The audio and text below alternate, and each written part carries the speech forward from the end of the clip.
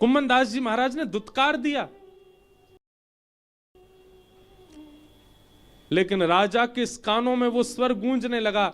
राजा ने रोज अपने सैनिक भेजे, उन बाबा को लेके आओ गिरिराज जी से। सैनिक खूब हाजी हजूरी करते, लेकिन कुम्मन दास जी नहीं गए। और जबकि कुम्मन दास जी के घर में धन की बहुत जरूरत थी, परिवार के सब लोग पीछे पड़ते, जाओ कुम्मन दास, पर नहीं जाते। मेरे गुण का अधिकारी केवल गिरधर है और कोई नहीं। लेकिन जब बार बार परेशान होने लगे, रोज सैनिक आ जाते हैं ले जाने के लिए, तो आज कुम्मन दास जी बोले चलो चलता हूं तुम्हारे राजा को सुनाने। नंगे पैर ही पैदल ही गए सीकरी तक। कुम्मन दास जी जैसे ही पहुंचे फतेहपुर सीकरी के राजा, अरे आपका स्वर सुनने के लिए हम बड़े बेताब थे। क्या सुनेंगे राजा बताओ? कुम्मन दास जी बोले, राजा बोले वही सुनाओ, भैरवी राग, जो उस दिन भैरव जो आप गा रहे थे।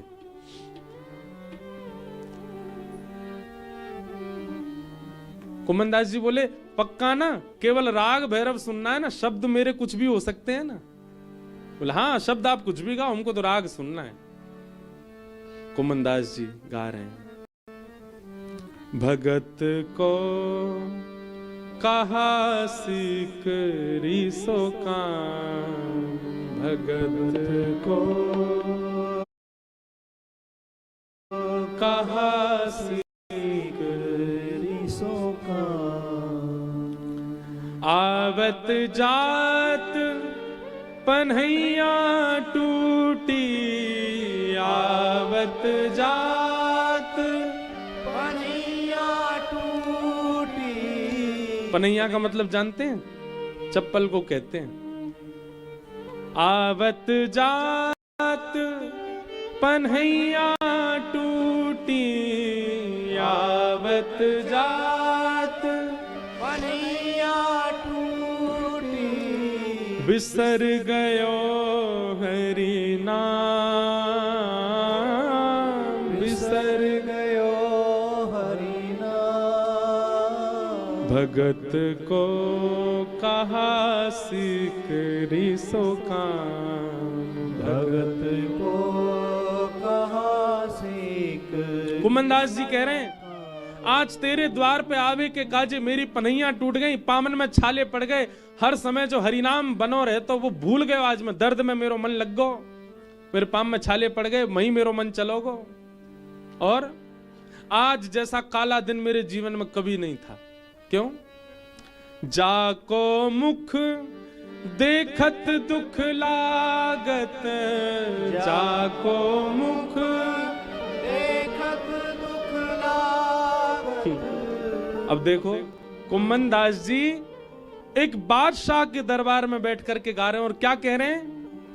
बोले जिसका मुख मुझे एक आंख नहीं सुहाता, जाको मुख देखत दुख लागत, जाको मुख देखत दुख लागत, ताको करण पड़ी प्रणाम, ताको करण पड़ी प्रणाम, कुंभन दास लाल गिरिधर बिना, कुंभन दास लाल गिरिधर बिना, और ना को से काम, और ना को से काम, भक्त को कहा सीकरी सो काम, भगत को कहा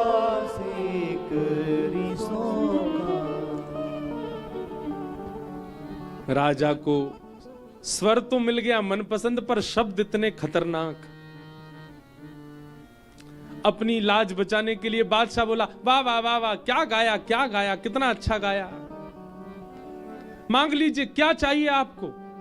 आप कहें तो मैं अपनी आधी संपत्ति दे दूं, आप कहें तो मैं सोने के बढ़िया रथ बनवा करके आपको दान कर दूं, आप कहें तो मैं ऐसा भवन बनवा दूं, आदि आदि सब कहने लगा। आप मांग लीजिए, जो मांगेंगे सो दूंगा मैं आपको। कुम्मन दास जी उसके सामने बैठ गए और अपनी बगलबंदी के आगे के छोड़ को ऐसे आगे हाथ ऐसे करके बोले, जो मांगूंगा सो देंगे? बादशाह बोले जो मांगेंगे सो देंगे, मांगो क्या चाहिए? कुम्मनदास जी बोले ऐसी दक्षिणा दो कि जीवन में तुम्हारो थोबड़ा देखनो ना पड़े मुझे, जीवन में तुम हमको कभी नहीं दिखो।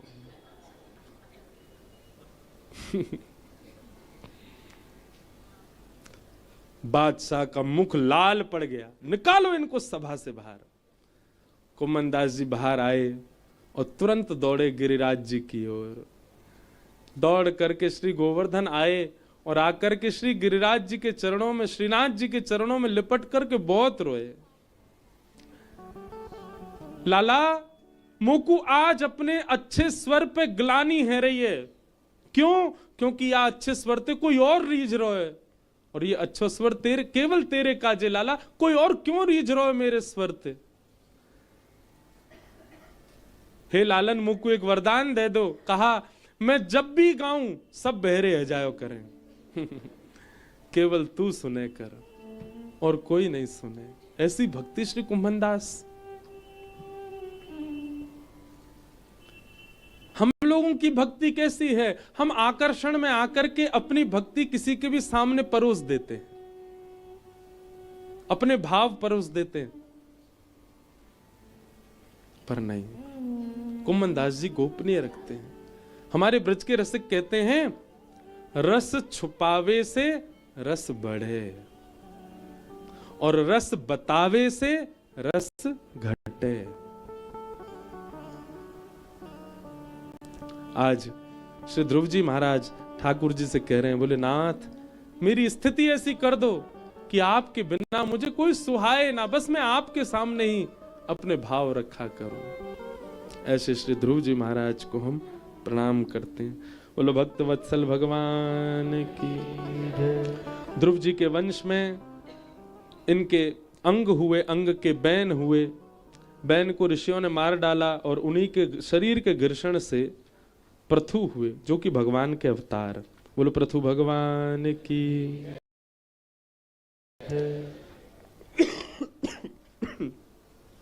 पृथु महाराज का प्रादुर्भाव हुआ।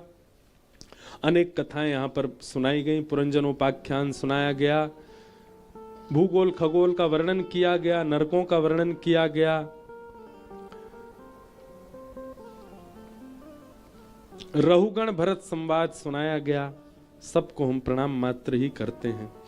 और नरकों का वर्णन करते हुए अजामिलोपाख्यान सुना। एक बार मुझे याद है, मैंने साईं के यहाँ 3 या 4 दिन का प्रसंग था, तो 2 दिन केवल अजामिलोपाख्यान ही सुनाया था। तत्पश्चात वृत्रासुर की कथा आई, जहां पर एक वृत्त नाम का भक्त है, जिसने असुर होने के बाद भी भगवत प्राप्ति की। वृत्रासुर के ये 4 श्लोक अति अद्भुत हैं।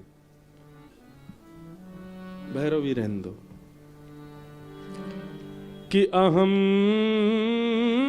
हरे